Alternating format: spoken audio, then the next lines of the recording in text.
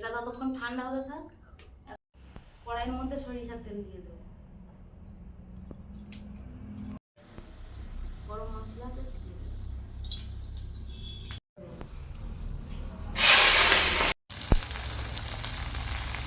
টমেটোটা দিয়ে দেবো।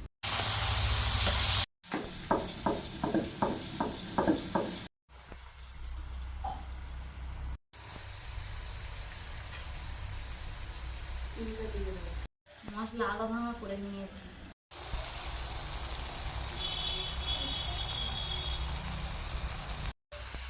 এখন চিনিটা ভালোভাবে মাখিয়ে নিয়েছি। এখন মোড়ো মশলাগুলো দিয়ে দেবো, আদা রসুন বাটাটা দিয়ে দেবো। এখন দেবো ধনিয়া গুঁড়ো, এখন দেবো হলুদ, এখন অল্প করে জল দেবো। এখন কিছুটা ফেটানো টক দই দিয়ে দেবো।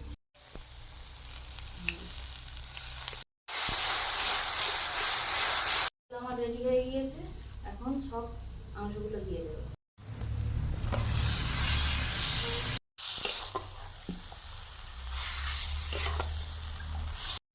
মাংসটা আমার কষানো মোটামুটি হয়ে গিয়েছে। এখন আলুগুলো দিয়ে দেবো।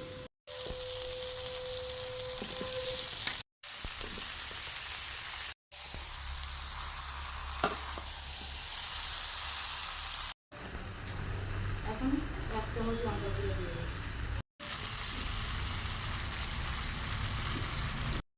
এখন যে মশলাটা করে নিয়েছিলাম সেটা দিয়ে দেবো।